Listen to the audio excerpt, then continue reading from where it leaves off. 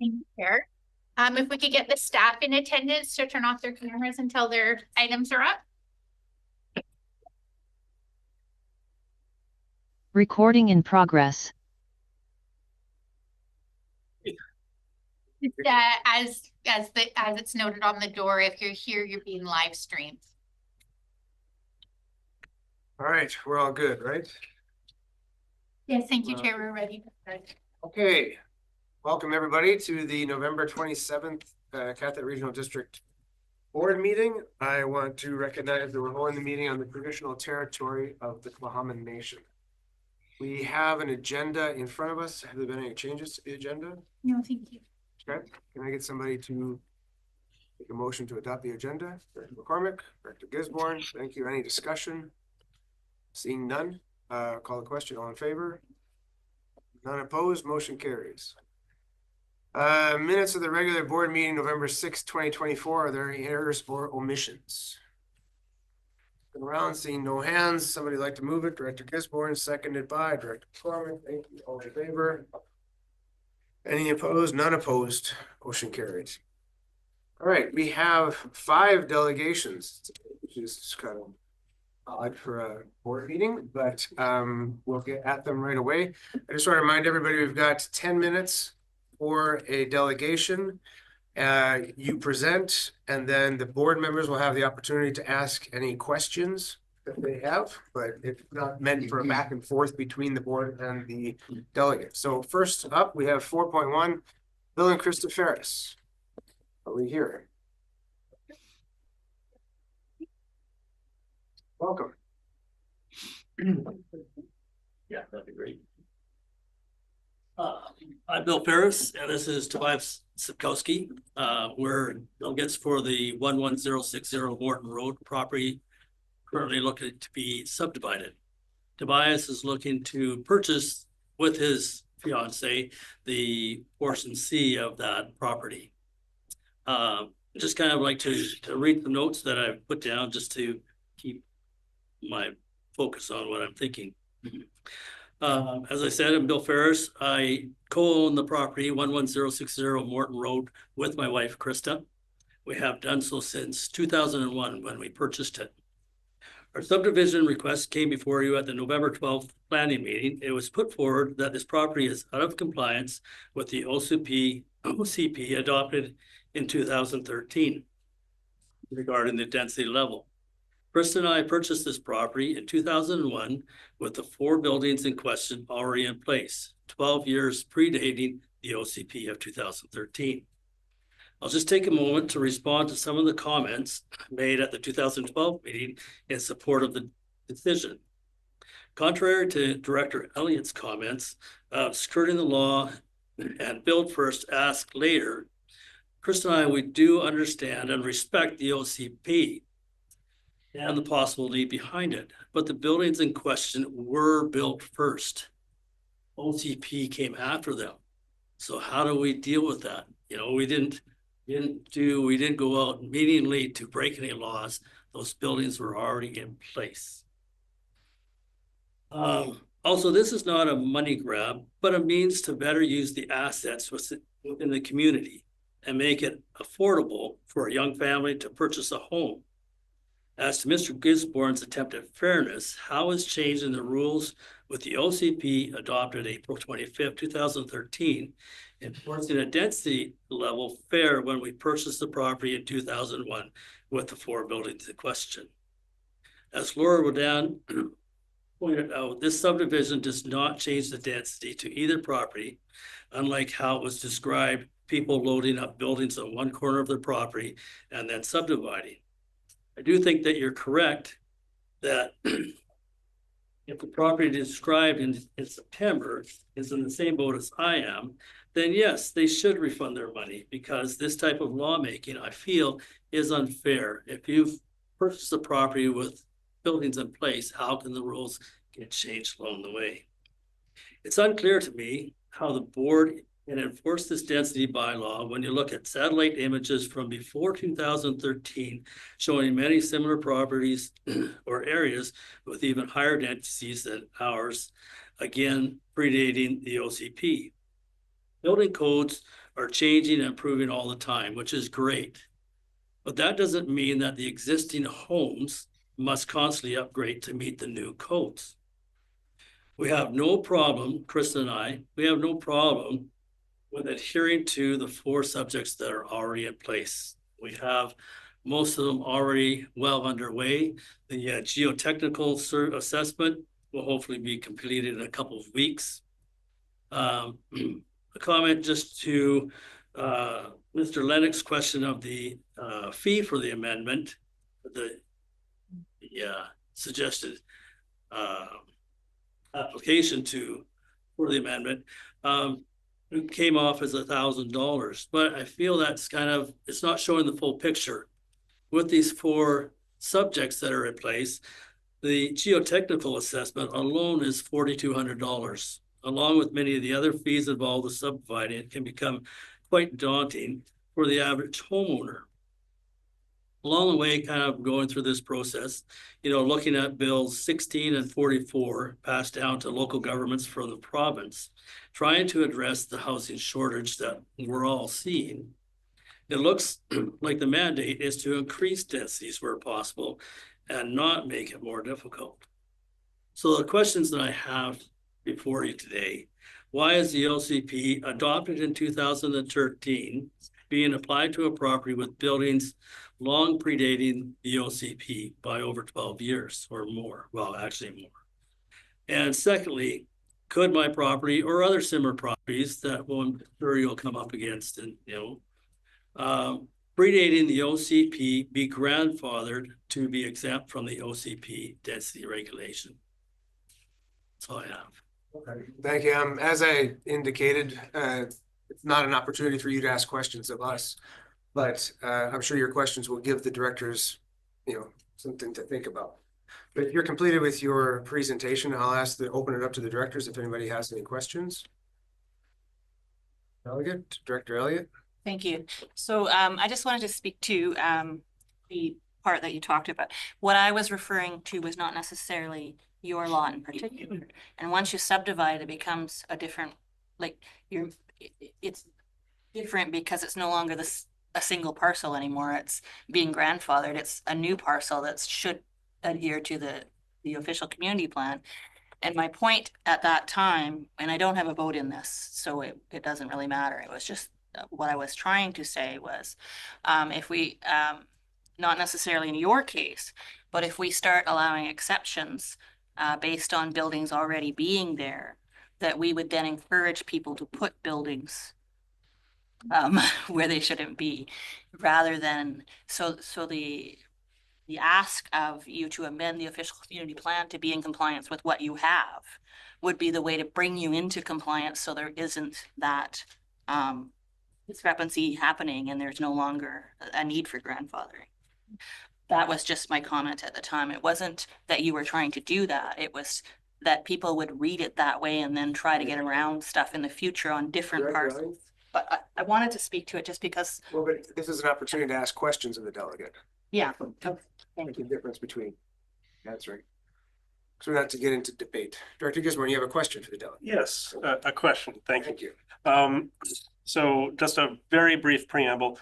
We have had some discussion amongst this board about redefining density. I took a look at the property in question, and the one parcel that would result in the one dwelling, when I took a look at the map, it appears to be between 5,000 and 6,000 square feet of lot coverage for the structure. And then the other parcel with the 3 dwellings, those seem to be 3 smaller structures. And when I took a look at the map, it seemed to come up to also under 6,000 square feet of lot coverage. Are those numbers accurate? I would say it's close, yeah. Okay.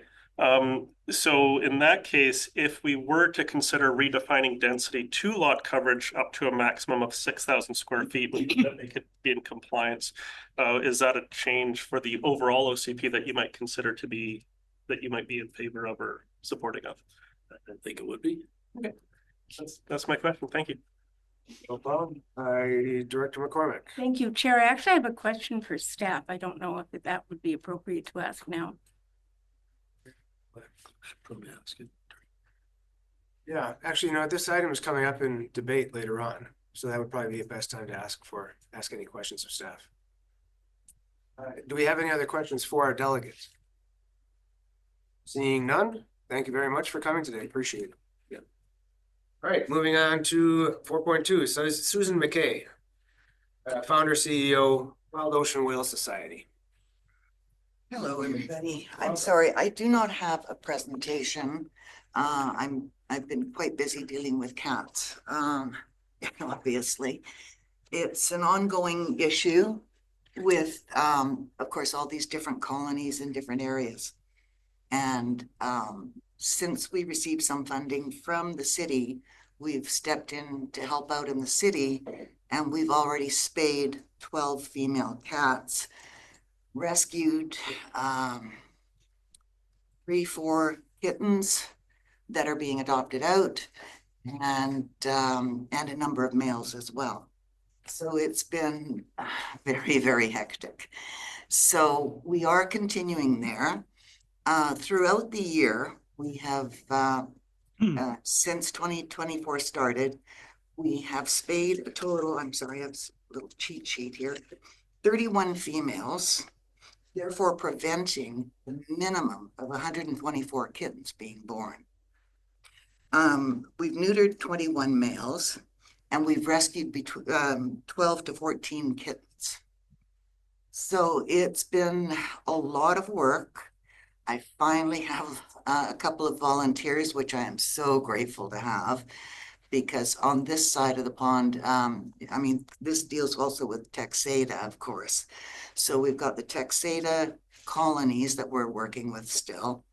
We're also dealing north of town. We had to stop because we had no more funding specifically for north of town.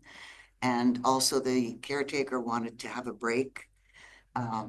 So it's been, we keep getting calls from people saying, please help us. So basically this is what I have at the moment. Kittens, of course, can reproduce by the age of 6 months old. So between 6 and 8 months old. And when they reproduce, they're also producing 4 or more kittens. So that you can see that it's a pyramid shaped growth exponentially. There's a fair bit of activity within the city, but as far as the regional district, we've got Texada that we definitely are working with still, and we have not gone far out of the city region at the moment, because we are concentrating. It's much easier to concentrate on a colony if we know where it is exactly and be able to knock that down as quickly as possible, rather than taking one cat from here and one cat from there. So I'm sorry, I'm exhausted, so I'm here to answer any questions you might have. Okay, thank you. I'll open it up to the directors. Director Lennox. Yeah, thanks, Chair. Hopefully everybody can hear me okay. And thank you, Susan, for your presentation. I know it's hard to be working and then come before us and create a bunch of material. I'm a new director here. We give funding to the SPCA, that, and they've sort of backed away from some of this work. But my question to you is, are you getting calls through the SPCA, or is it just citizens? Like I'm not understanding how it all kind of comes together, or whether they're saying, "Oh, we don't do that," and they call you. Like, how does it work? It's happened from word of mouth, from people hearing of our work, what we're doing, and the fact that we are effective. We generally run 6 batches of 6 cats at a time to be spayed and neutered. Currently I have 2 kittens that are in a pen. They're too tiny, they're 3 to 4 weeks old, that we managed to capture. And so they're sitting in my living room in a pen.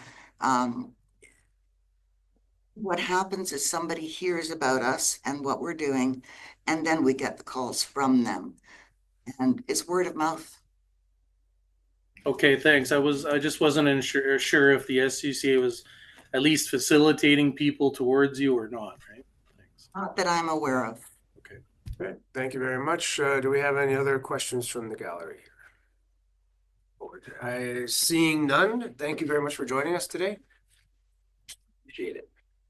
Item 4.3, Wayne Goodridge, Director and Chair, and Joan Vollans, Association of the Vancouver Island Committee, or sorry, Savary Island Committee. Hi there. We're going to the screens for this one. Yes, water taxis don't work this time of day. So I'm going to share our presentation on screen. So just bear with me 1 second. Sure. Okay, can everybody see the first slide? Yes. Okay. First of all, thank you for this opportunity to address the regional district regarding our grant and aid application. First, move on to introductions. My name is Wayne Goodridge. I'm actually the current ASIC communications manager and the previous chair and president of ASIC. Joan Vollans is joining me here today to answer any questions. She's an ASIC director overseeing fundraising and visitor stewardship initiatives. The ASIC board sits for 2 years. My term ended on November 15th, and the new board is Joan Vollans, Janine Reimer, Emer Dubois, Jennifer York, and Bud Graham. The board's purpose is to communicate with government on behalf of all our members. Director Lennox has attended AGMs on Savary for the past 2 years, as did Director Brabazon, since ASIC was incorporated in 2009. Little bit about our membership. We are a member of the BC Societies with our own constitution and bylaws. Membership criteria is strictly Savary Island property owners on title and their spouse or partners. We offer free membership to encourage more enrollment. We currently have 939 members, and we've actually grown by over 100 in the last 4 months as property owners want to come more up to speed and know more about the OCP review and update process. And we utilize a MailChimp email distribution list to send newsletters and updates quickly and efficiently to our members. So the biggest thing we do is communications. First and foremost is education and information. We provide property owners with valuable insight on events and ongoings which impact Savary Island life. We channel feedback to the QRD on current island sentiment and property owner priorities. We also conduct community surveys and produce reports for the membership.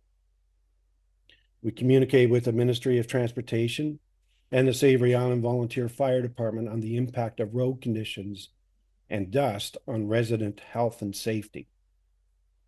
We also communicate with the RCMP on various concerns on Savary. We also follow and review visitor impact on many of the island resources and the impact on our beaches. We are currently providing a community digital calendar, which is an online publication of things going on, events around Savary Island and around the regional district in its entirety. We also provide communications vehicle for the QRD to send messages to Savary Island property owners.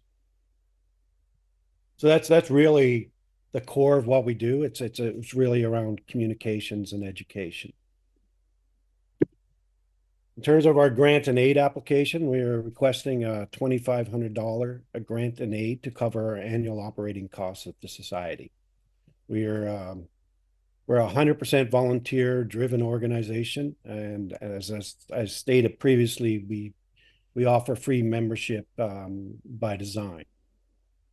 Free membership facilitates open and equal representation of all Savary Island property owners.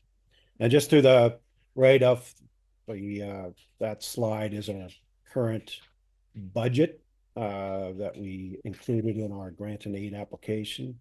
which details all the expenses that we incur to run this society and produce the material and communications that we provide to various levels of government and all the at least all the property owners who are members of ASIC. So, and that's all I have. Okay, that's the end of the presentation. That's the end of the presentation. Are there any questions from the directors? Director Lennox. Yeah, thanks, Sharon. Thanks, Wayne, for your presentation. I think you're aware we have been discussing some of our applications for grants and aid in previous meetings. You know, I've seen some emails. I think I fed back to you that you're going to be considering the rest of those shortly. I just wanted to thank you for, you know, you mentioned you kind of took all the questions I had, the channeling the feedback. You've been trying hard, and we appreciate you know, that kind of correlation of stuff to the QRD because it's helpful for one point of contact, and other topics like the RCMP summer visits that have occurred or not occurred, and your advocacy for those and helping out in the background for those officers. One thing you might not have mentioned, I think you have a subcommittee on roads. Is that, maybe you could just quickly. We do have we have two subcommittees right now. One is a road subcommittee that is one board member and a number of volunteers. They work very closely with the Ministry of Transportation and managing the contract we have with Cap Highways. So As recently as this week. Yes. Roads are in very poor conditions. Yeah. And just one final thing, just for folks who might not be on your distribution list, you send out a quality newsletter, and I do forward that to the other directors. Just again, so for folks who are interested watching, it's a good newsletter, gives a lot of quality information for the island. Thank you. Thanks. Remember, we want to ask questions of the delegates if we can. That's what this is for. Does anybody else have any questions? Seeing none, thank you very much for joining us today. Thank you. We'll move on to point 4, Malerie Meeker, President of the Board, and Byrne, Client and Volunteer Coordinator for the Hospice Society.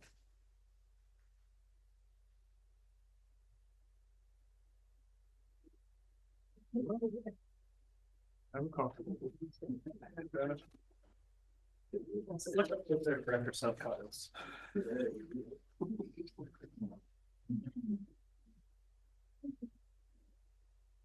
Thank you very much.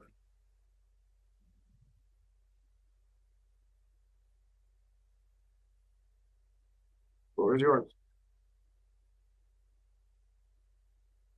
Thank you so much for having us here today to speak a little bit about our work and also our grant and aid requests. My name is Anna Byrne. I am the coordinator for clients and volunteers at Four Tides Hospice. We primarily serve 3 groups of folks in our community. One are folks who have received either a terminal diagnosis or a life-limiting diagnosis. We also support their loved ones and the people that are caregiving for them. And thirdly, we support people who are grieving in our community. All of our services are completely free of charge and confidential. Right now, we have about 50 active volunteers, and the volunteers provide different services. So, for example, one of the primary things that we do is match our volunteers with clients on a one-to-one basis to provide support. And they do this for people in the home. We do this on the 4th floor of the hospital and in both long-term care facilities. Our vision is really for a community where people along that spectrum of end of life are supported and connected to the community and have a quality of life to the end of life. We also deliver multiple programs throughout our year, and this is really what the funds that we're seeking from the regional district will go towards. One of the grief groups that we run is an 8-week grief group that runs a couple of times a year, and that's for anyone with any type of loss in the community. We also have a weekly walking grief group that takes place on the Sea Walk. We have several music therapy programs that we've run in the community. The first actually started on the 4th floor of the hospital to address the fact that many of those folks are actually waiting long-term care and there's no programming. It's an acute care floor, and so there's really no programming. And so that was the original music therapy program. And we expanded that to actually run programs in both of the Kiwanis buildings, and that was a very popular program.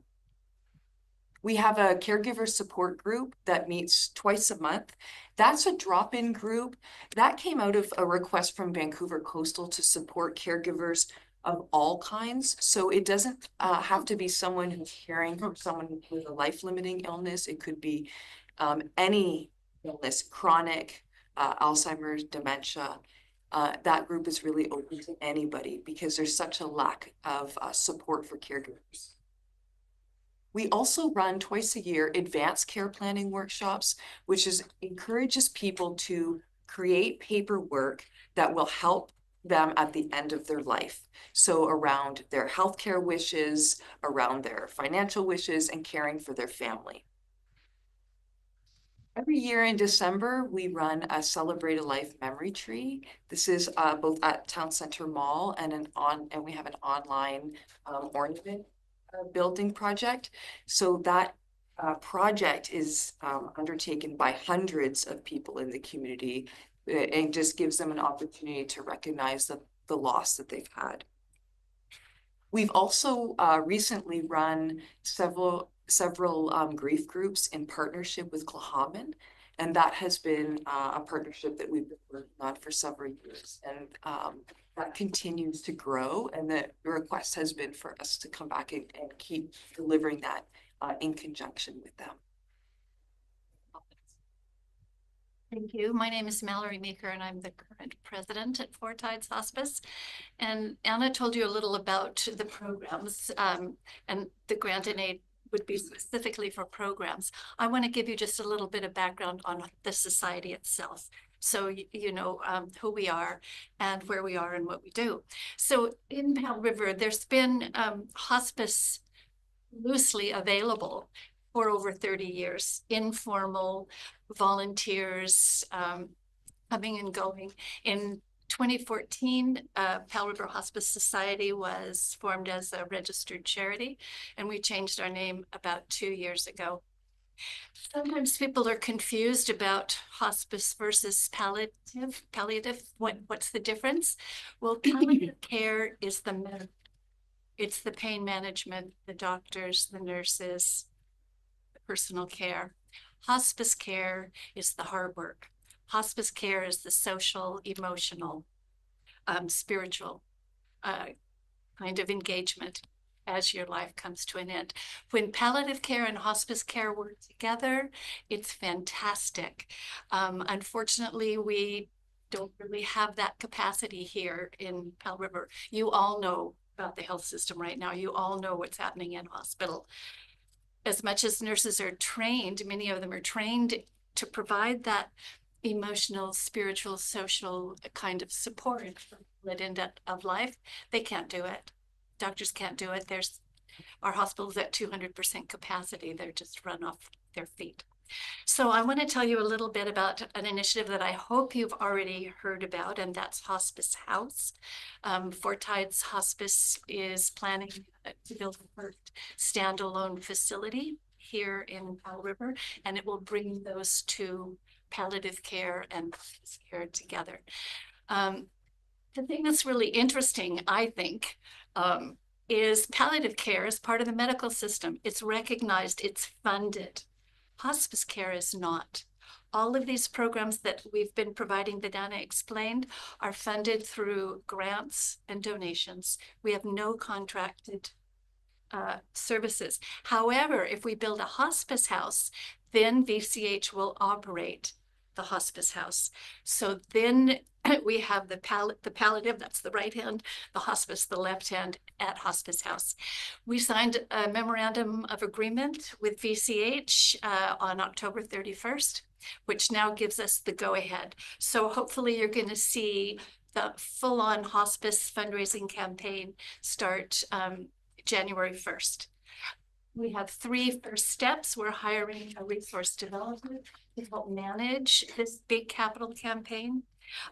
We need to locate property.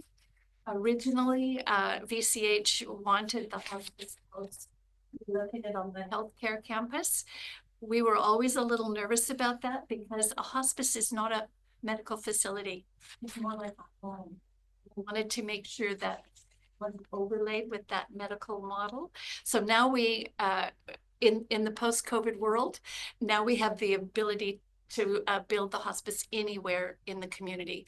It needs to be somewhat close to the hospital, but you've got to remember at a hospice, there's no life-saving. It's not about prolonging life. It's about making the journey at the end of your life as wonderful as it can be.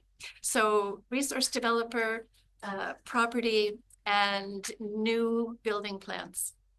As our old ones are pre-COVID and they're no longer relevant. So we're looking to raise somewhere, but I'd say approximately $5 million in order to build that facility. Okay, thank you very much for the presentation. I really appreciate all the good work that you're doing, and I'm going to open it up to the board if there are any questions. Dr. Gisborne? First of all, just a personal note. Thank you for the work you're doing. I spent a fair time, an uncomfortable amount of time in Vancouver, in GF Strong, looking after my father in the brain injury floor. And you're absolutely right. They look after the palliative, like the medical, but I began to call that floor the floor of lost souls, because there would be hours and hours of patients just laying in a bed, unable to move, and without even any music or anything like that. And it makes me emotional just thinking about it. So thank you for the work you're doing. You answered some of my questions about, is VCH giving you any funding? And from the sounds of it, it's until you get the actual hospice house. I know you're also applying for a grant request. So I guess this is first a question to our CAO. This is not the regional hospital district, but most of us are all the same. Does the regional hospital district have the ability to give out grants, or are we handcuffed at the hospital district?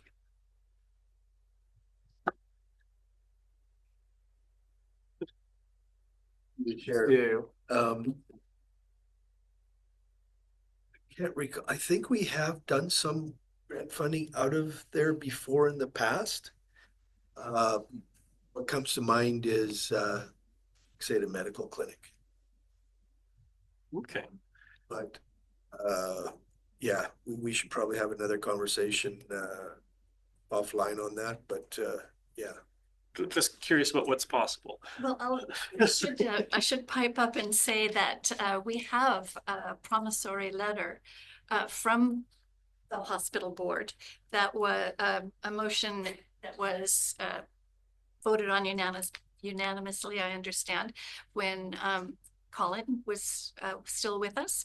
And it was at that time, it was 40% of the estimated total, which was 1.2 million.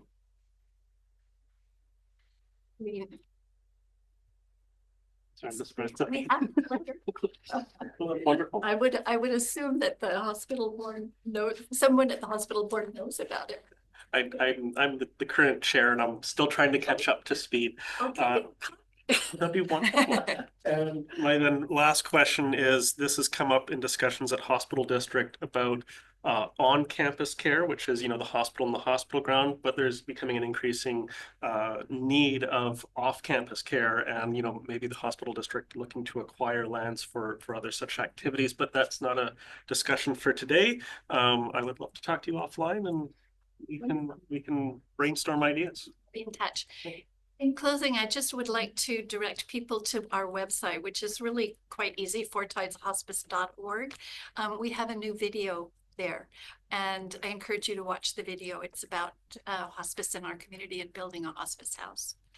Well, in closing, I'm not sure we're there yet, because I've got one quick one here. You mentioned that you were considering looking at property off of the hospital campus. Is VCH still on board with that? They're not too concerned where it's located?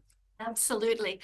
Prior to COVID, there was a lot of restrictions that were being placed on the society and the MOU, and I'm really happy to say that it took quite a bit of negotiations, but we have a lot of autonomy. We have the capacity now to have a lot of the work done locally rather than the big provincial BC bid. We can actually build it with our community. And with the CEO, she said, if I lived in Powell River, I want my hospice on a hill overlooking the ocean. So yeah, we have a lot of freedom that way. Okay, so we'll go to two questions from Director Southcott and Director Elliott. Thank you, Chair. Thank you so much. You have, I've been excited about this for 10 years. You have like a sense of timeline. And the second question would be, is this going to be a fundraising event like the CT scanner the hospital first got? The hat for the cat? Is that what you're looking at doing? We've done a lot of small kinds of fundraising, and I expect that we will continue to do those kinds of things. Art chair auction, all of those fun things. We need to raise a lot of money, and we hope to do it really quickly. So I think we'll be looking at some of the larger events, the big dinners that cost way more than the food you're going to eat, and those kinds of things. Yeah, and timeline. We can break ground when we have 2/3 of the money raised. So, gosh, doesn't 2026 sound wonderful? Thank you. Director Elliott. Thank you, Chair. My question has to do with the budget around land. So is the 5 million it's required to build the building, or is there money in that also to acquire land? Are you in a position to have that been included, or would that be additional if you needed money to acquire land? That's in addition. The 5 million is for the building alone, and the rule of thumb is $1 million per bed plus some. As much as it's going to be a home, it's also a palliative care center. So we have to interface with all the technology, all the IT stuff. So there's costs above and beyond that. So with land, gosh, we're a generous community. We're hoping something shows up. And is there a radius that you're looking within? We need to be fairly close to the hospital, but it doesn't have to be like on the doorstep. Our partnership with Klahman Nation is getting stronger and stronger, and between the city and the region and our Klahman Nation, we're hoping something will appear. Great. Seeing no other hands up, I thank you for coming in today. Appreciate it. Thank you. Now we'll go to our last delegation. 4.5, we have LeBlanc, Lesley Sutherland, and Alice Ward Cameron from the Powell River Child, Youth and Family Services, representing the Orca bus. Thank you for coming today. Hi, thanks for having us. It's nice to see you again. My name is Rachel LeBlanc, and I manage the family programs at Youth and Family. So we're a local nonprofit that's been in operation since 1993. And we provide a range of free counseling and other practical supports to youth and families of all ages in the QRD. And part of that is Orca, or the Orca bus plays a pivotal role in our early years program, which is outreach programming for ages 0 to, it used to be 0 to 6, and it's now 0 to 8. And so we, with the increased cost of living pressures and families reporting isolation more than ever now, outreach like Orca is really important to get out there. We're going to start with a 3-minute video showing you a few of our activities since we were here last year, and then Alice and Lesley are going to talk more about where your funding goes. We can't show kids that we're not related to in the video, so you'll have to picture them all thronging around the bus and having fun. And again, thank you so much for supporting us. We're really proud to have you on board the Orca bus. Space bar? Okay. Oh, are you just? You have to click on that.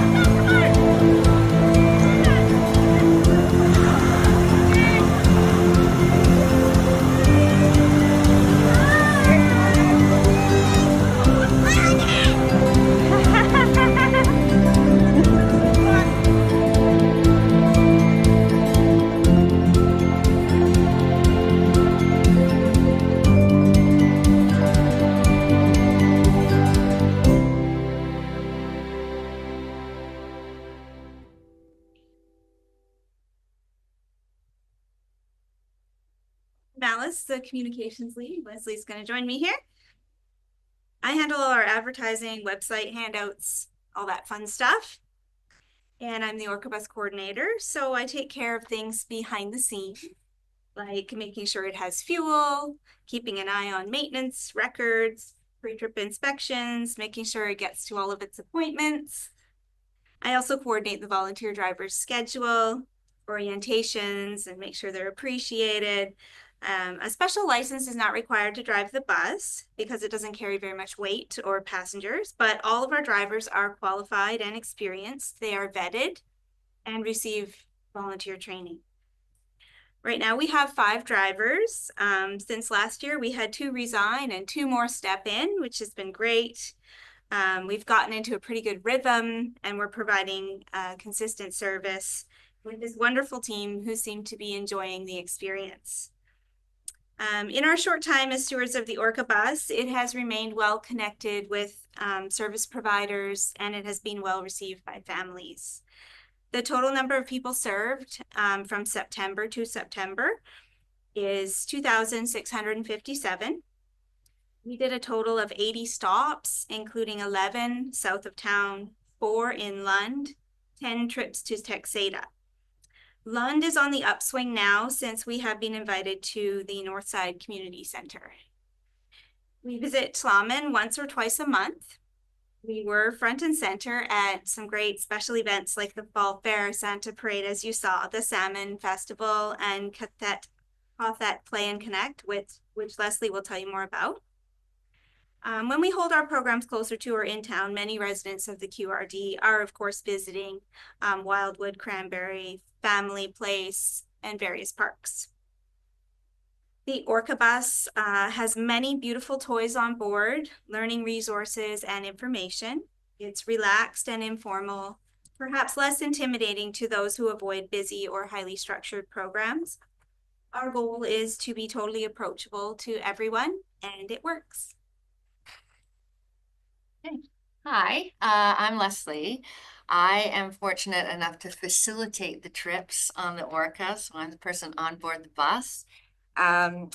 So I get firsthand experience watching the parents and the caregivers and the children. And what we celebrate is the fact that it's a place of rest and respite for the parents. Just as an example, pouring rain, superhero mom with like a double stroller and a 3-year-old in tow sees the bus, gets on the bus. They look absolutely exhausted, but they can sit for the first time in the whole day. There's other parents there. They have those connections. The kids are playing.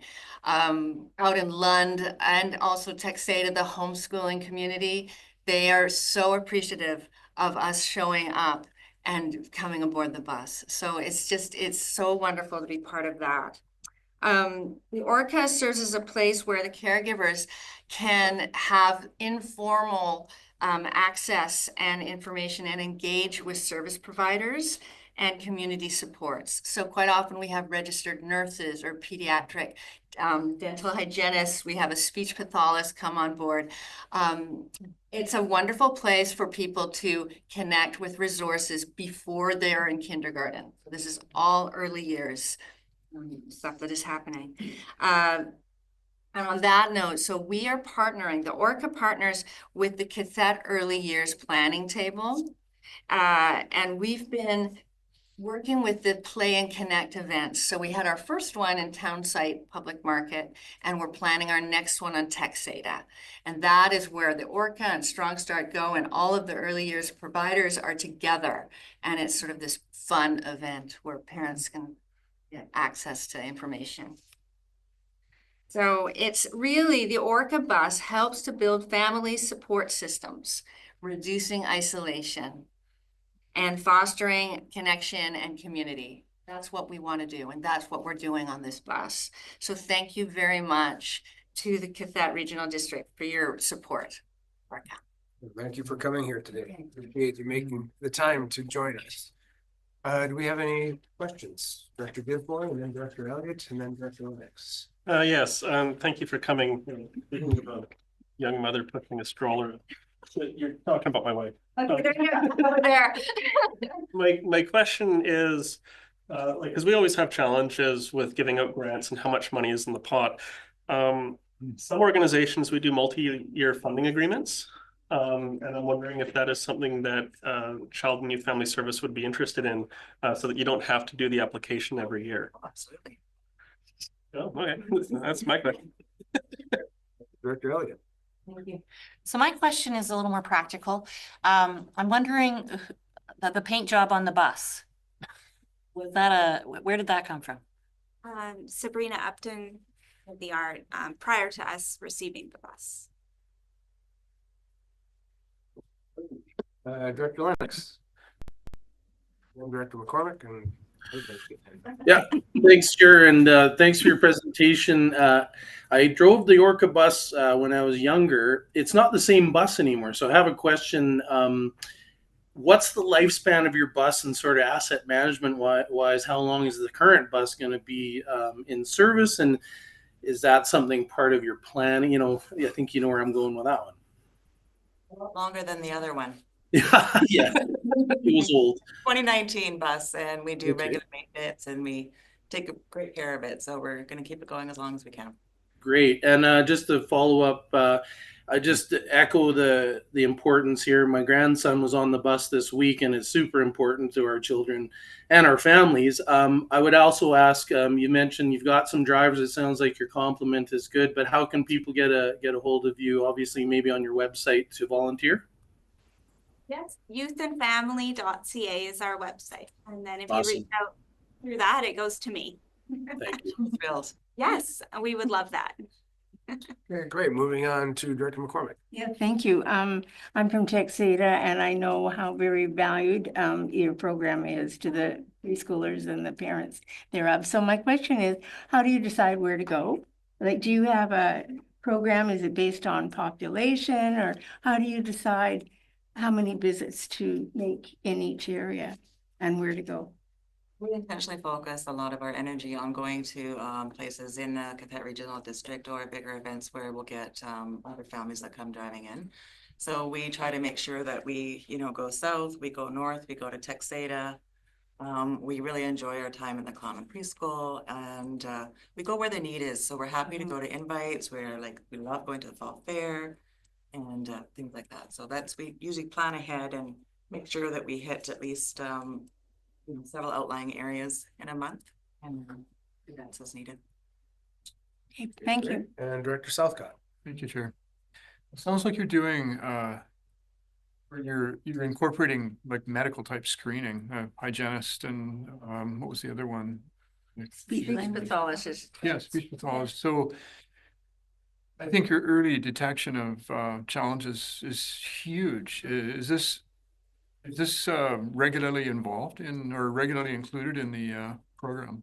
I'm very passionate about that, and so I've just joined the early years planning table, and so it's one of the most important parts, I think, of the Orca bus, just because early detection is so important, and it's so informal that it can be just a chit chat and just a friendly talk, as opposed to making that call or having to go to the hospital or whatever. So it's really important.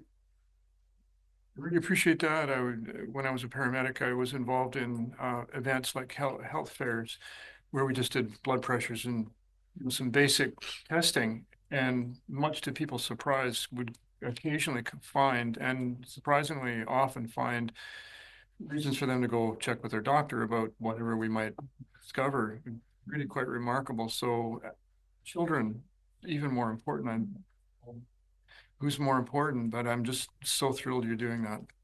Thank you. Whole different dimension. Thank you. Not seeing any other hands, I thank you for coming in today. Thank you. Okay. Our delegations are completed. We have no unfinished business, correspondence, or business arising from correspondence. So I'll move on to the chair's report. November 8th, I took part in interviews along with the CAO for the position of station commander for the Powell River RCMP detachment.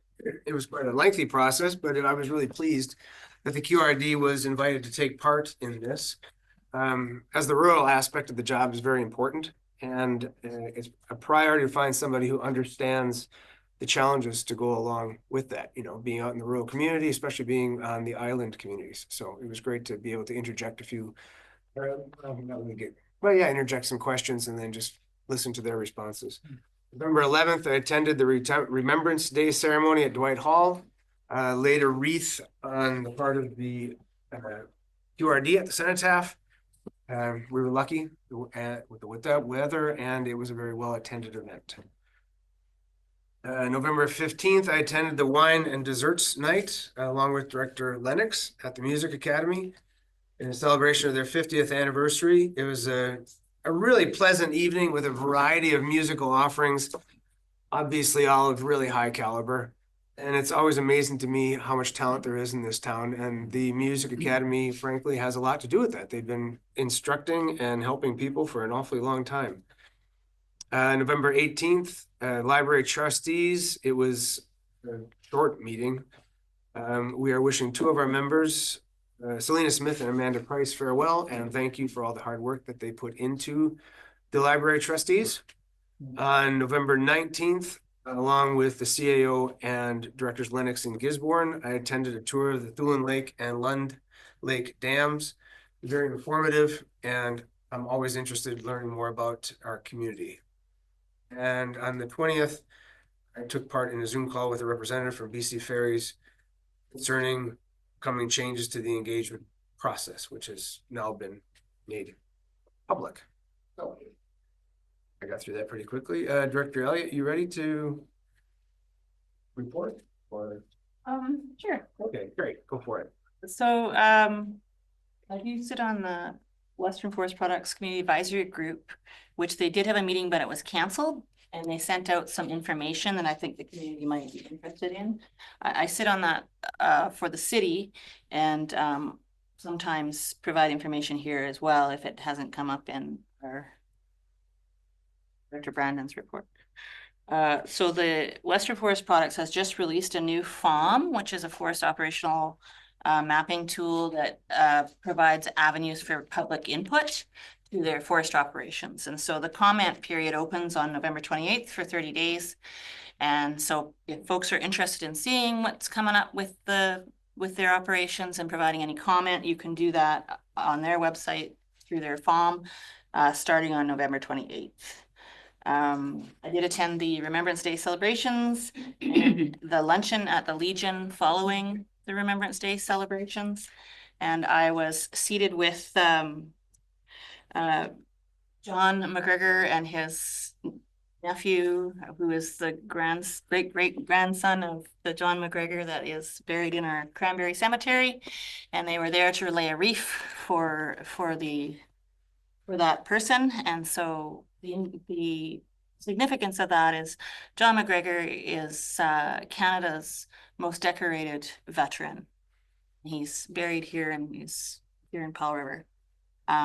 So I managed to have lunch with his ancestors that were here to lay that wreath, and I thought that was wonderful. We got to chat quite a bit, and so I really appreciated that. I think I'll hold my report there. No, that's great.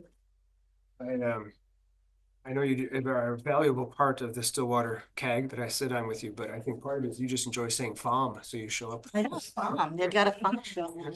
Well, and if you had said it, I wouldn't have said it. Exactly. Director Gisborne. Thank you, Chair. A couple of things to report on. Let's see. First, on October the 30th, I attended the Agricultural Advisory Committee, which I believe the minutes are in one of our reports, and a lot of really good discussion. And big thank you to all the members of that committee for the work and advice they do. And I believe item 10.1, which is on our agenda, is kind of an extension of that, asking for, greater input from the community for participation. On the 19th, I attended the Lund Water Dam issue with Thulen Lake and the Lund Lake. Very interesting, really, kind of brought it all into perspective, and I was very grateful to have the, what was his name? He's like the expert in engineering or something like that. And he got into all these details, and some things went over my head. But it was wonderful to attend. On the 14th, I attended the Finding a Path Forward, which was put on by LIFT, which was discussing the supportive housing. And then I also have 3 other items to report on, and I hope it doesn't cause too much controversy. But I am formally submitting under Section 357 of the Local Government Act, a request for formal service review of the Malaspina Volunteer Fire Department, the Social Planning Service, and the Sub-Regional Recreation Service. And I will have those letters sent in tomorrow morning, because I want to make sure I didn't have any mistakes on my laptop. And those will be formally submitted to the Regional District Board and to the Ministry tomorrow morning. So with that, that's the end of my report. Thank you, Chair. Thank you. Director McCormick. Thank you, Chair. On the 30th of October, I attended the Texada Heritage Commission Annual General Meeting, and they extend a big thank you to the Regional District for the improved financial processes. They're receiving their money in time, and they're very grateful to the Regional District for that. They're working on their new exhibit that will open next year in the remaining unused classroom in that building. And it will be, I guess, a a recreation of the original post office. They have all the original mailboxes and Joe Kempy's store, which was a fixture on the Texada landscape for many years. So those will be coming forward. Once again, thank you to the regional district. On the 1st of November, I attended the flu and COVID clinic on Texada and got my shots, and that was great, and it was very well. They were booked solid. On the 3rd of November was the Texada Action Now AGM. And you might say, what on earth is Texada Action Now? It is a protest group that has come to the forefront as needed for many years in the past, going back to the creation of, or the attempted location of a garbage dump on Texada in the old quarry, which goes back, I think, to the 1970s. The putting of the hydro line across the island, they lost that one, unfortunately, and many other liquid natural gas proposal to locate on Texada. They protested that. So they're a group that comes together as needed. And this was their annual general meeting. And because no issues have occurred in the last few years, the question that they threw out to the membership, which is everyone on the island, is, do we really need this group? Should it continue to exist? It has a fair amount of cash in the bank, which is continuously rolled over into high yield deposits. And the consensus of the meeting was that, yes, it should continue. It's no cost. People don't pay any money toward it. And it comes together as required. And you never know, right? We live in uncertain times. So the feeling was to keep that going. On the 11th, I laid a wreath at the Remembrance Day ceremony on Texada on behalf of local government. And that was very moving tribute. On the 21st, I attended the Lift Homelessness Task Force, a meeting that was referred to in our earlier discussion with Kim Markell. And we had an amazing brainstorming session in focused on creating the terms of reference that we feel are appropriate for that group. And it was the first of two. There will be a second brainstorming session toward that end, and that will be coming up. On the 26th, which was yesterday, I attended Tourism Powell River monthly board meeting. And once again, they extend thank yous to the regional district for the funding that they received in time to keep their shoulder season staff employed. And they're very grateful for that. And so they wanted me specifically to thank the board and staff for that. They have applied for their name change. It is a bit of a process, so it's going to take a while for that to occur. And the welcome pole, which is intended to be erected in front of their visitor center, has been completed, and they're working with city engineering to sort of work out making that happen. So the final thing I want to comment on is that in the last 2 weeks, we have had 4 separate power outages, and they're all storm related. And it's been very frustrating. There was 1 planned and then 3 were storm related. So I just want to extend a thank you to BC Hydro crews who get out there, in one case in the middle of the night, to get our power back on. And they really do a great job. And in very frustrating times with lots of storms and increasing numbers of storms throughout the season. So just a little thank you to them. So that's my report. Thanks for bringing that up. They definitely should be recognized, especially this time of year when we get such wicked storms going. Yeah. You know, that Texada Museum, I think I've been there at least 3 times, which means I've been there more than I've been to any museum on the planet, I think. And there's always something new to see. It's a really neat little place to visit. I enjoy it. Director Southcott. Thank you, Chair. November 11th, being the son of a World War II veteran, always been important in our family, and it's the one time I get to bring my uniform out annually now. And I used to lay a wreath, but there's so many wreaths that the ceremony has been compacted a little bit. Yeah, I was going to tell you all about the Four Tides Hospice, the AGM that I attended just a couple of days ago. but you got a much better report than I possibly could have brought. And I just think it's such good news that there's been that agreement with VCH that they waited for years and negotiated. And the last thing I'll mention is was also reported by Kim Markle, the Lift Homelessness event with Carolina Ibarra from Pacifica Housing. I attended that event. This was about a week ago or 2 weeks ago now. It was pretty well attended, and probably 30 or more people in the room, and people who were the kind of people who are acutely interested in what's going on. She is very expert, and Pacifica looks after quite a range of housing, all the way from Nanaimo to Victoria, and all the way from market housing to supported housing. So she had some very useful comments, and I trust that everybody in the room was listening as well as I was.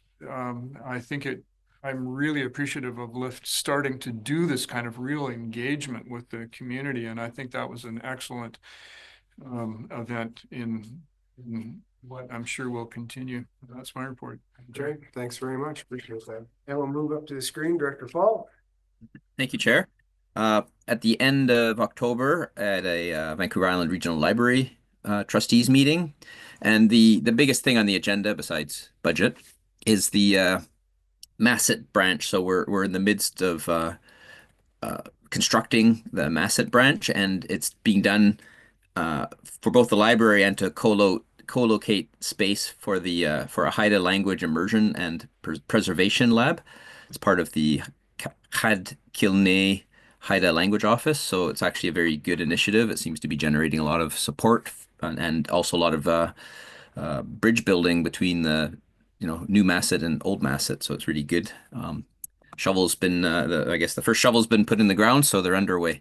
The same day, actually, we had our first public meeting held by the ferry operator, at least the first in a long time. They held a meeting on Lesquity Island, facilitated by the ferry committee on which I sit. And we held it at the school, or the Western Pacific Marine, I should say, held it at the school, and we were all up front. And we had probably about 70 to 80 people showed up in person, and maybe another 20 to 25 online. One of the island's trustees, Trustee Tim Peterson, he brought some equipment so we could, video it and record it and allow access online. So it was a really healthy discussion. Of course, there's lots of concerns and people's views. There's, unified views and divergent views about, numbers of runs and safety and a whole bunch of other issues. But mostly the main issue is people want the boat to be safe. They want it to be efficient. They want it to run on time. They want it to run on schedule. So things are getting a little better, but ongoing, and it's at least a discussion point. And of course, we've had some discussions the last couple of days about BC Ferries announcements about the ferry advisory committees, and in fact, we're not unhappy that our ferry committee is the Lesquity Community Association's ferry committee, so it will not be disbanded. Later on, or beginning of November, there was the AGM of the Lesquity Island Ratepayers Association I attended. So they're kind of an ongoing, another society. They have their own issues. They're a little different from the Community Association, more topic-based, a bit more like the Texada Action Now group.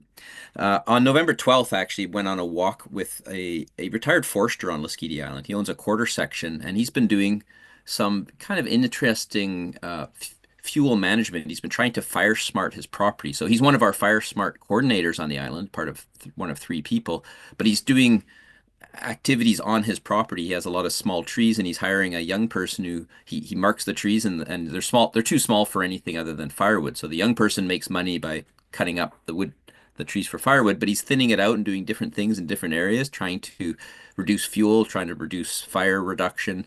And it's a kind of learning by doing. It's, of course, you could look at it and decide whether that's good or not good, but he's actually trying to actively learn by doing and seeing what happens when you thin some areas of the forest, remove fuel, when you reduce it to where the canopies don't touch, where you try to, at the same time as trying to increase biodiversity and in some areas, and maybe economic values and tree sizes in the future. In other areas, being a forester, he can't help that.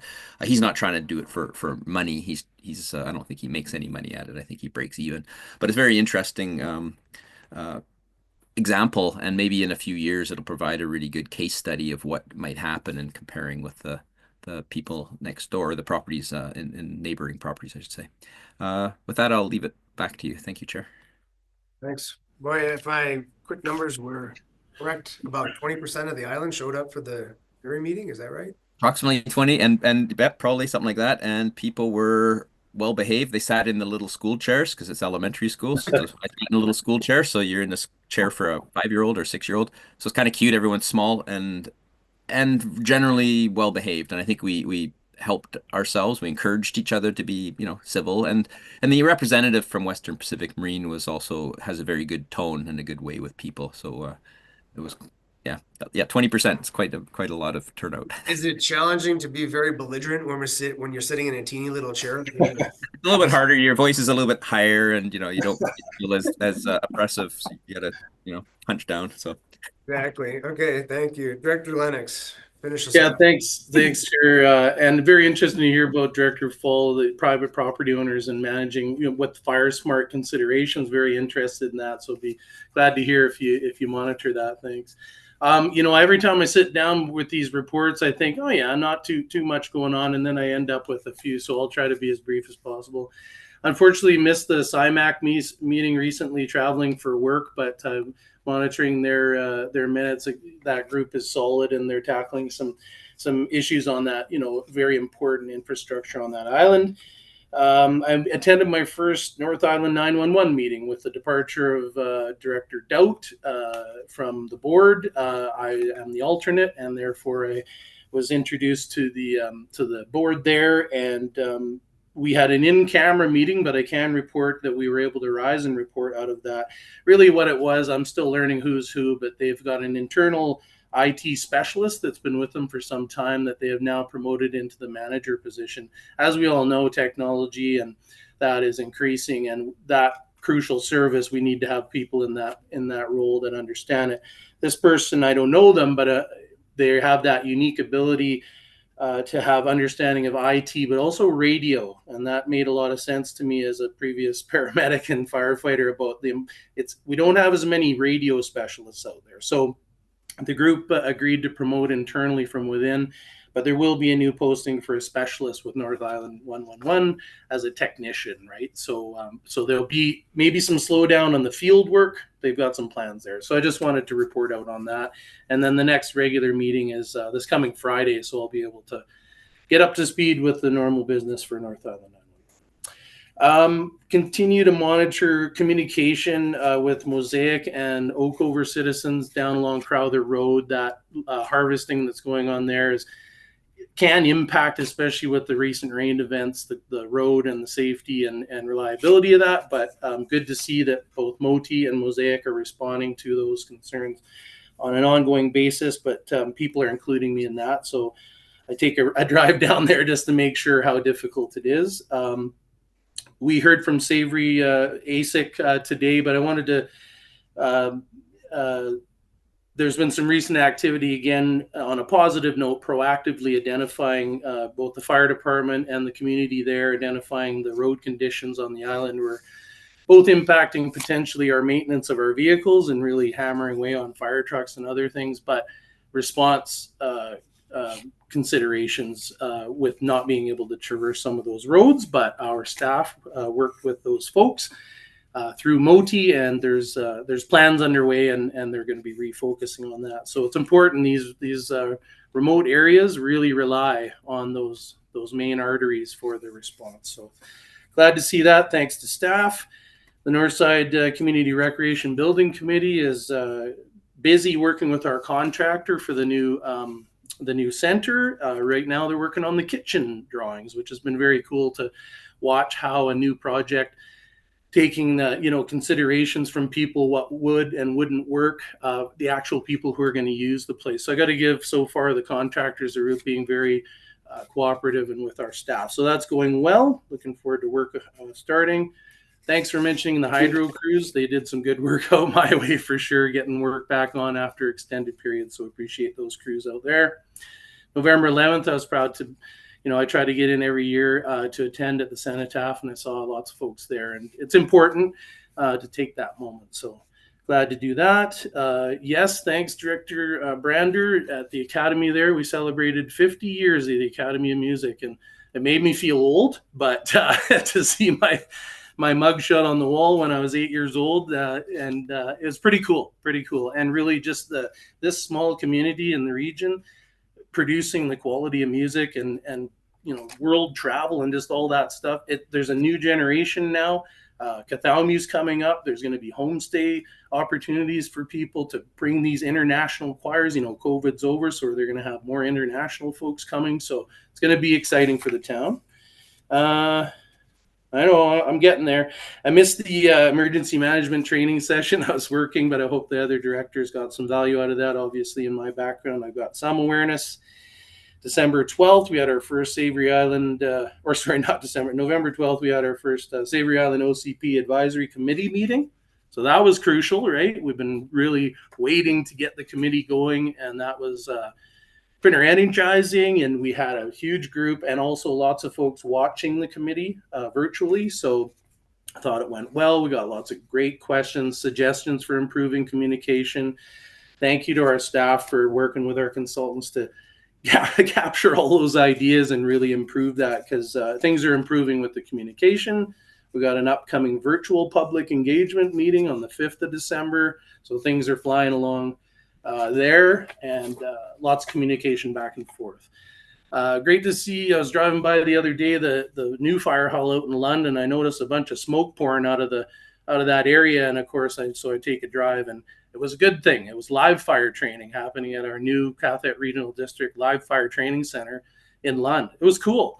So we got the Lund fire trucks. They're all fired up, charged up. Our firefighters, I got to give them credit, taking the time out of their weekend, 2 full days or whichever days it was, to support these teams. And crews from Texada came over, and their live fire training. And the reason I know that is because on the side of their helmets, all of our departments start with their number. And I saw 713 or whatever. And I thought, hey, that's Texada, which is very cool. So we're using the center. Live fire training, I've been through it, is crucial for our firefighters to safely operate in those conditions. So awesome to see. I'm going to try to stop by their Christmas party December 11th when I get off the ferry from work.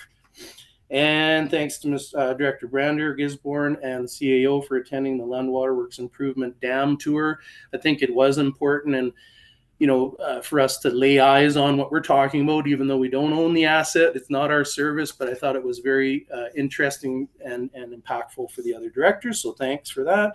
And finally, thinking about our firefighters again, and we had a citizen who lost a home recently out our way near Craig Road.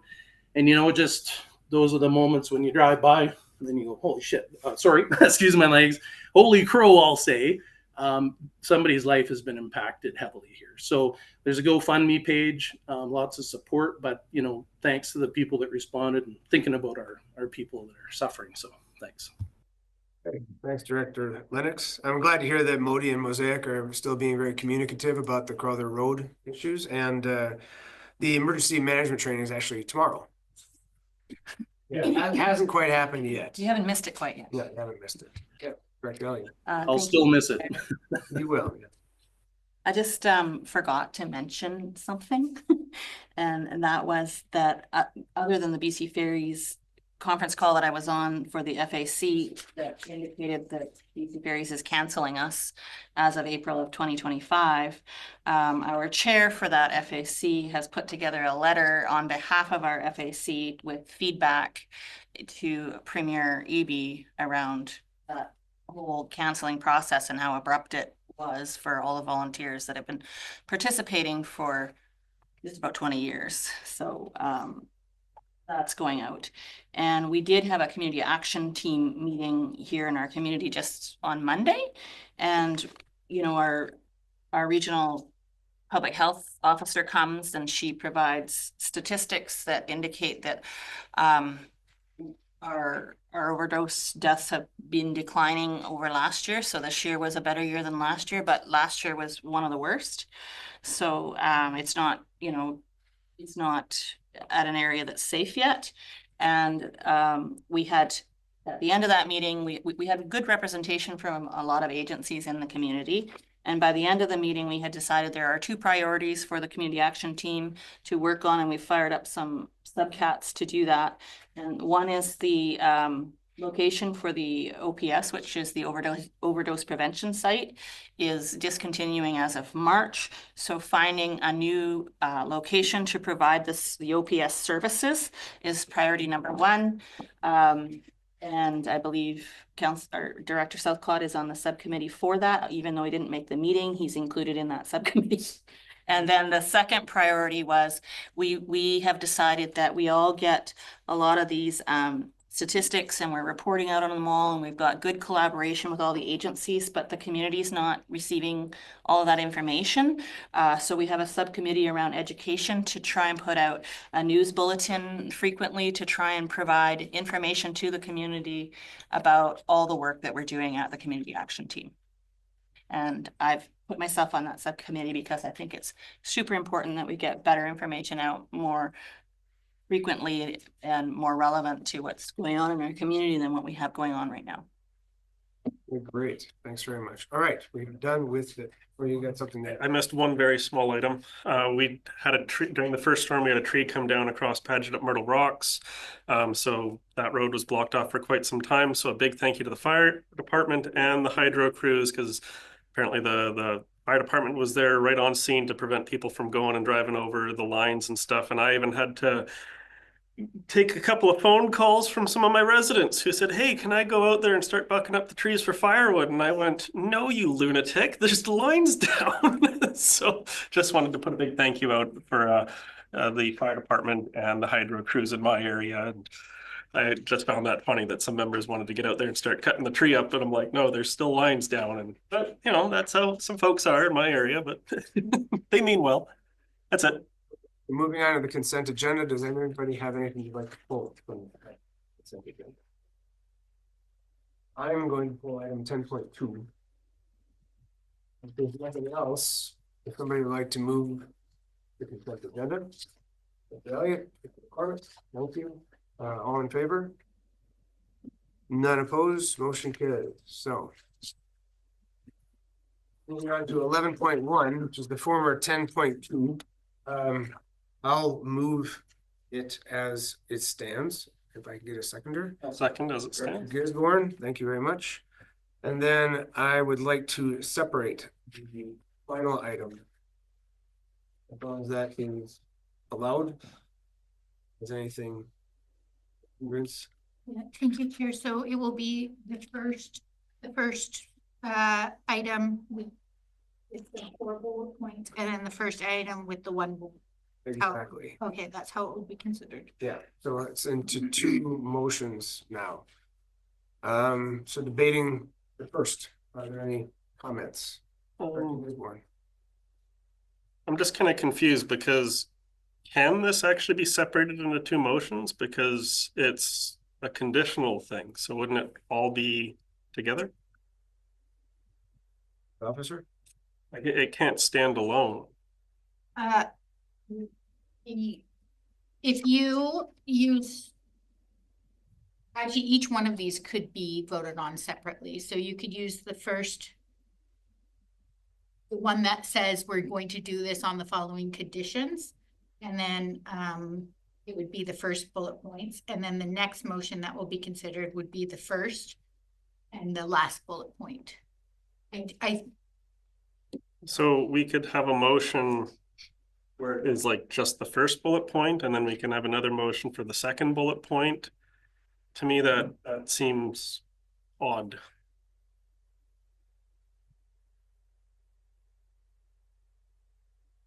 I don't know. I don't see any reason why they couldn't be passed separately, but that would be up to the assembly to decide, or up to the.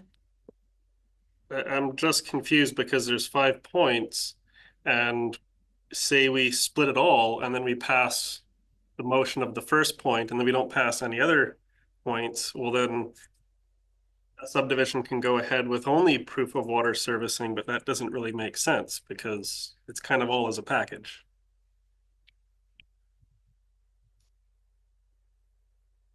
I mean, I think I need to call on the manager of planning to ask if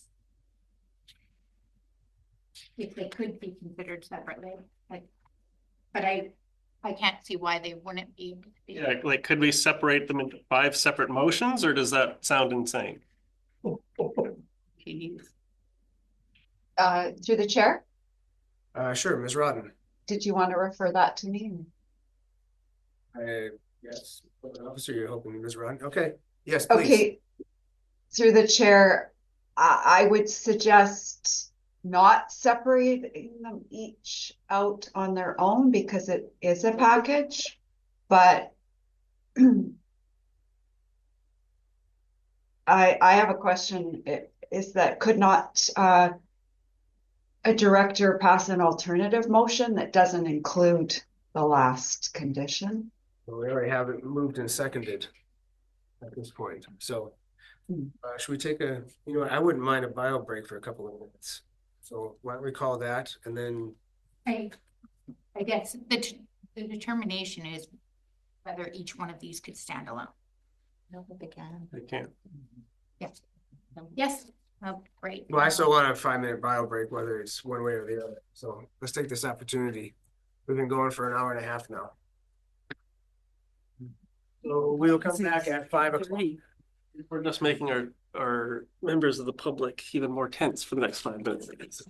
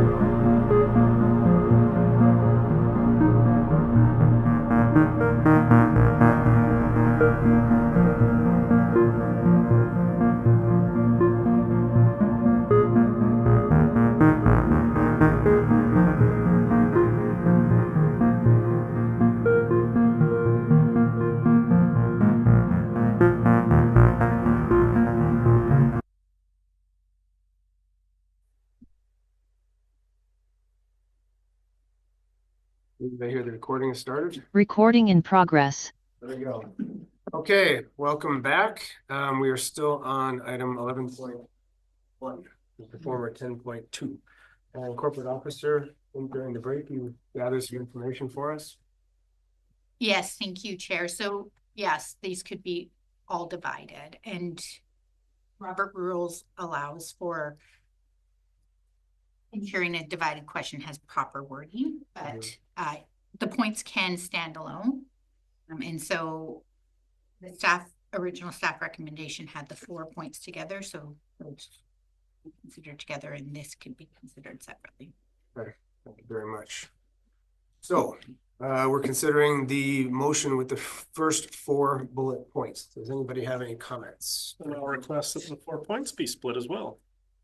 Is there a reason? Yeah. What's the reason? Apparently they can be standalone, so I'm going to go with that. Is there a reason for doing it? Yes, we can discuss each one individually. Okay. That still hold true? Yes, I mean, procedurally, yes. Okay, well, we got our first motion with the first bullet point then. Are there any comments? Brilliant. I just wanted to clarify that the city municipal directors are not voting on this. Is that correct?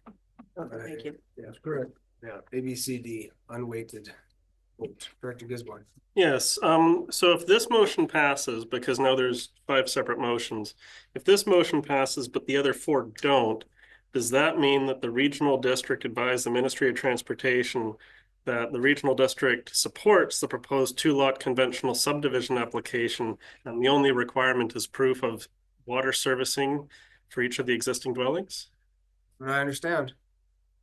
So that'd be interesting, because then that would mean that we would support something that would actually be inconsistent with our policies. It really is that they should all be considered together.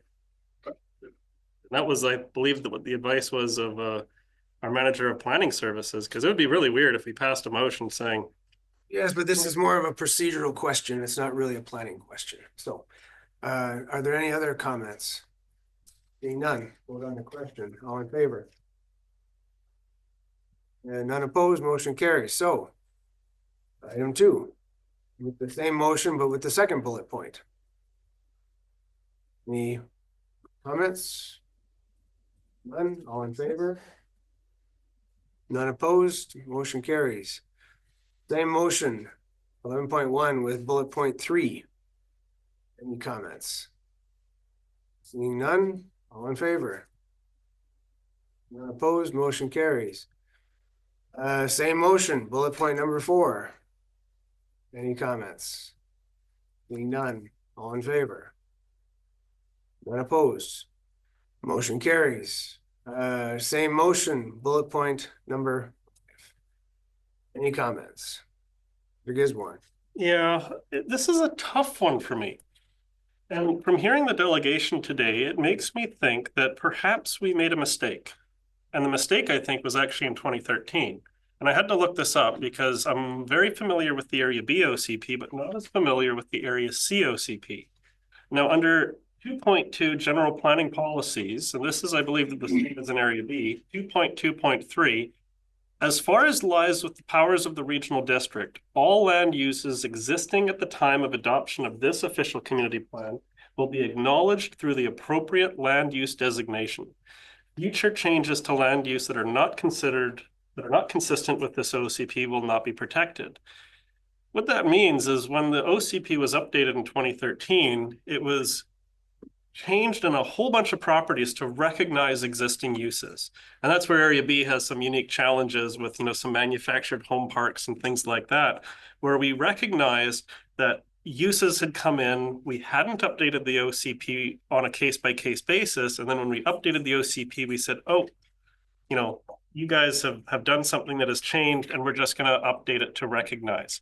I think what's happened here is, and if this is the case of these dwellings were all put into place before the OCP was updated, then I think we kind of made a mistake in not recognizing the existing use at the time.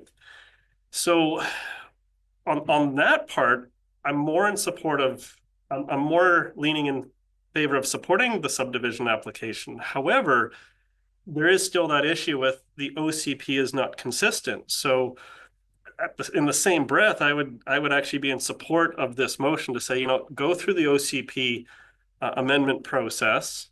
But at the same time, I want our board to really think about that existing policy so that when we do get the OCP plan amendment, that we go, hey, we're being in alignment with our policy. And I would actually be very much in support of changing the OCP for that property because, we should have addressed the existing use in 2013.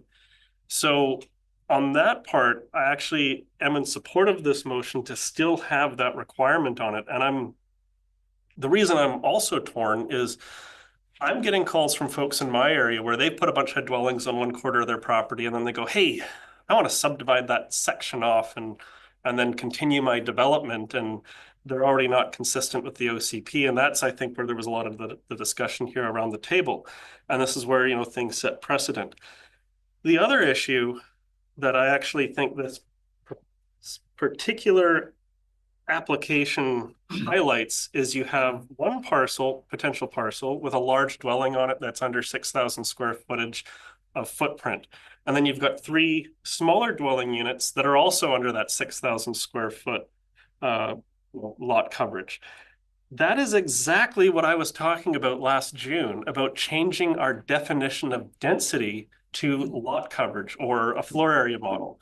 Because if we instead said, okay, rather than 1 dwelling per X, we said, 6,000 square foot of lot coverage per X, then this application actually would be compliant with that density policy. Unfortunately, that policy direction was not given. That hasn't been changed. But in order to be consistent, I think that we should uphold this motion. And I think that when we actually do get the application for official community plan amendment, I would be fully in support of it because those structures were in place before the OCP was adopted in 2013 and in alignment with 2.2 and 2.23. I think that there's an extremely strong case to support the OCP change for that property because we were supposed to update it to recognize existing uses, and I think we got one, and they're probably not the only one. Are there any other comments before I make a few comments myself? Seeing none. I was not in support of this bullet point to begin with. From what I understand, and Ms. Rodden, please comment if I'm correct, that there actually is no classification in the OCP that this property could be amended to. So it seems like a rather futile exercise, and a futile exercise that'll cost the landowners a considerable amount of money and time. Do I have that correct, Ms. Rodden? Through the chair, yes, you do have that correct. I have some additional information since the planning committee meeting on November 6th. I'm not sure if it's appropriate to share it now or I guess later. Well, I guess you can share it now if you like. Thank you, Chair. I think it's relevant to consideration. So in the staff report, it was made clear that this proposed subdivision is consistent with land use policies, minimum parcel size policies, average parcel size policies in the OCP. That is why staff recommended supporting the subdivision. There was discussion around the density, and I apologize if the report didn't make it crystal clear, but the existing density on the parcel is inconsistent. And the existing or the proposed density does not change. There's no impact on density. And for that reason, staff did not see that as a reason to flag it as a concern because it met land use, minimum parcel, average parcel size. The density limits are a recommendation The way it's worded in the document, it's not a requirement. And staff did do research for the report. They looked to BC assessment and confirmed that all the dwellings on the parcel do predate the current OCP. And under the LGA, existing dwellings are legal non-conforming to the OCP. And therefore, like, staff see no reason to require the applicant to apply for an OCP amendment because their existing development is legal non-conforming and the proposed subdivision is not going to change the density. Thank you very much. So it's, as you mentioned, the density won't increase. The homes already exist on the property. It's not a situation where a subdivision is occurring so that the density can be increased over time. And Director Gisborne made some comments about errors that may or may not have been made in the past. And if there were, I don't think it's fair to be asking the landowners to be coughing up money at this point to for any errors that we may have made in the past. So I'm going to vote against this, including this bullet point, I guess, as a requirement, and I hope you'll support me. Director Gisborne. Oh, actually, Director Lennox had his hand up. Oh, sorry. Oh, sorry. Sorry, Chair, just scratching my head as I think. Okay. Director Gisborne. Yes, I guess this is a question for our staff. The property in question is inconsistent with the official community plan's density policies. That's what we've seen in the report. That's what we've heard from our staff. If the property was to be redesignated to 2.3.4 multifamily residential, would that be consistent with, would that number of dwellings be then consistent with the OCP? What I understand, multifamily residential. That's a question. You're asking me. Okay, I You're asking through the chair. Yes. Yeah. From what I understand, multifamily dwellings are usually for apartments, and the OCP recommends that those be placed in the city because of the services available to them. But I will also ask Ms. Rodden if she has any further comments. Thank you, Chair. Yeah, under the OCP, an application to amend this property to be multifamily residential would not be supported because the policies direct multifamily residential to the city of Powell River. But the other problem there is that this development is existing. It's not new. These aren't vacant lots where someone's proposing to exceed the density limits in the OCP. It's existing, and the subdivision isn't going to change the density. It is what it is. Thank you very much. Something new? Yes. Absolutely, wonderful. Anything that's new, I can understand not being supported. And that's why the policy reads, the regional district recognizes that multifamily homes represent a form of affordable housing and supports the retention of the multifamily homes that are in existence at the time of adoption of this OCP. This property actually fits with 2.3.4 because those multifamily homes were in existence at the time of the adoption of this OCP. So that's where I find it kind of surprising that it wouldn't be supported, an application for multifamily residential designation. And my understanding is multifamily designation is the recommended density policy for such situations. It's not just apartment buildings. I've had residents in my area that have received, enforcement letters in zoned areas where they've got like an extra motor home and they say, oh, we've been told we have to apply for multifamily residential. I do believe in the Myrtle Pond water system, we have some properties where they wanted a granny cabin and they had to apply for multifamily residential. So with also the discussion that's going on at the planning committee where in the future we might combine the area B and area C OCP, to me that would be consistent. And Honestly, I don't think that we should charge, if we do pass this motion to say, hey, go through the OCP change process, I would be very much in support of actually waiving the fee as well.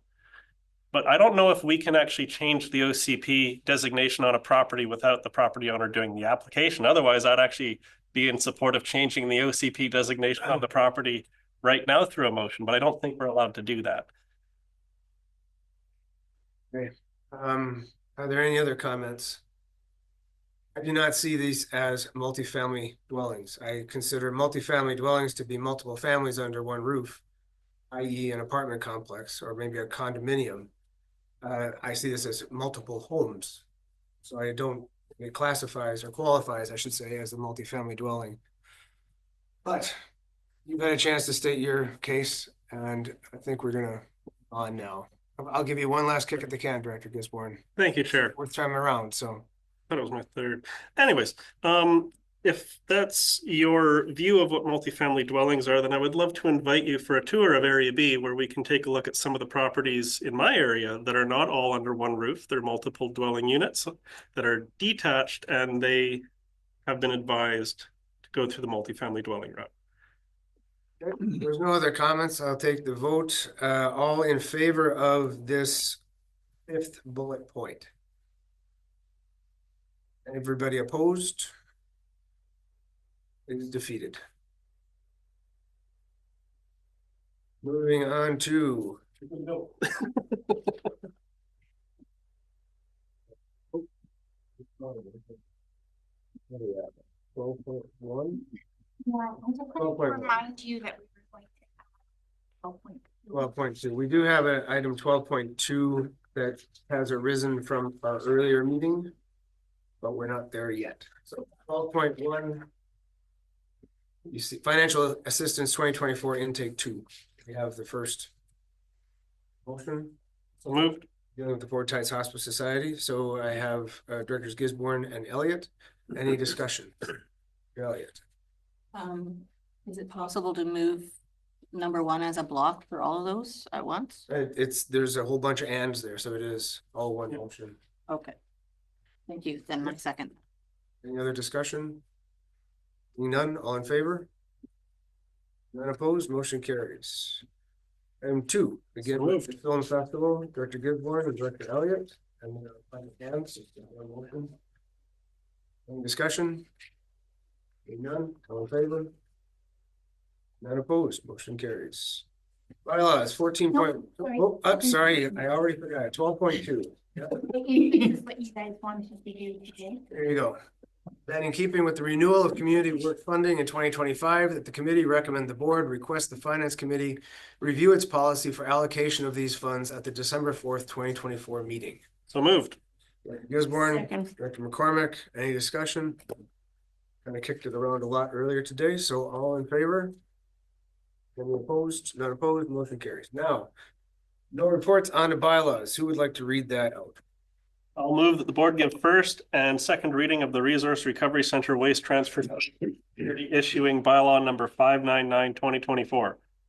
Seconded, Director Elliott. Any discussion? Director Elliott? Just for the benefit of the public, this is just for security issuing. It isn't changing what we have going on. So we have to have this bylaw in place to do the security issuing. Okay. Seeing no other hands, all in favor? None opposed, motion carries. I move that the board give third reading of Resource Recovery Center Waste Transfer Station Security Issuing Bylaw number 599/2024. Seconded by Elliott. Any discussion? Gisborne? Yeah, I know it's a bunch of money, but we've been working on this for quite some time. We get minister approval, all that kind of stuff. The money's been spent. I know a number of us feel a variety of ways about costs and the project and all that kind of stuff. But just like we all know, you got to pay the bills. And I guess the question through the chair is, if we get this passed, will this help pay some of the bills? I guess Ms. Green, I see your hand up. Thank you, Chair. Well, the bills are already being paid with this money. We've taken out short-term borrowing, so this will just replace the short-term borrowing with long-term borrowing. Perfect. Thank you. Seeing no other hands, all in favor? None opposed, motion carries. For number 3. I'll move that the board adopt Resource Recovery Center Waste Transfer Station Security Issuing Bylaw number 599/2024. Seconded by Director Elliott. Any comments? None, all in favor? None opposed, motion carries. 14.2, who wants to take that one? Director Gisborne again? I move the board give first and second reading of Cathett Regional District Revenue Anticipation Borrowing Bylaw number 598/2024. Seconded. Elliott. Any discussion? None, all in favor? None opposed, motion carries. I move that the board give third reading of the Cathett Regional District Revenue Anticipation Borrowing Bylaw number 598/2024. Second, Director Elliott, discussion? None, all in favor? None opposed, carries. And I move that the board adopt Cathett Regional District Revenue Anticipation Borrowing Bylaw number 598/2024. Seconded by Director Elliott. Discussion? None, all in favor? None opposed, motion carries. 14.3. And I move that the board give first and second reading of Cathett Regional District Fees and Charges Bylaw number 570.1/2024. Seconded by Director Elliott. Discussion? None, all in favor? None opposed, carries. Board give third reading to Cathett Regional District Fees and Charges Bylaw number 570.1/2024. Seconded by Director Elliott. Discussion? None, all in favor? Opposed, carries. I move that the board adopt Cathett Regional District Fees and Charges Bylaw number 570.1/2024. Seconded Director Elliott. Discussion? None, all in favor? Then motion carries. Thanks very much. New business, question period. Mr. Galinsky. Mr. Galinsky's online. Thank you, Chair. I don't have any questions at this time. Thanks for the opportunity. Okay, you're very welcome. And we have an in-camera session. I move that the board move in camera that the meeting be closed to the public on the grounds that the subject matter to be considered relates to matters covered by the community charter under section 91A, personal information about an identifiable individual who holds or is being considered for a position as an officer, employee, or agent of the regional district or another position appointed by the regional district. C, labor relations or other employee relations. L, discussions with regional district officers and employees respecting regional district objectives, measures, and progress reports for the purposes of preparing an annual report under section 98, annual regional district report, and N, the consideration of whether a board meeting should be closed under provision of this subsection or subsection 2. Seconded by Alcott. Any discussion? None, all in favor? None opposed, motion carries. We're going again. So your Ferris at 6, right?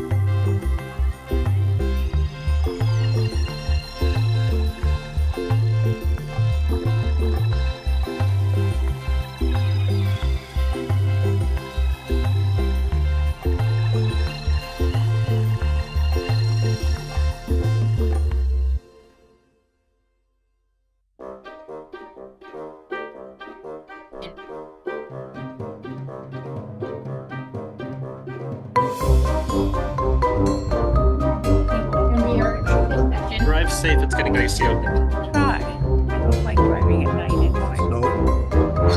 It's getting icy these days. It gets a little moist and then you get these little. I've noticed it's like, it's pockets. And then you'll have a little frozen chunk. Shade. I find that on my farm. Yeah. Recording in progress. Okay, thank you very much. We finished the in-camera session. We have no rise and report. So we've reached the end of our agenda and the meeting is adjourned. Have a nice evening. Thank you, everybody. See you tomorrow. See everybody. I'll catch you. Work hard, later. Byrne. See you, Jason. See you, Andrew. Have a good one. Night. Recording stopped.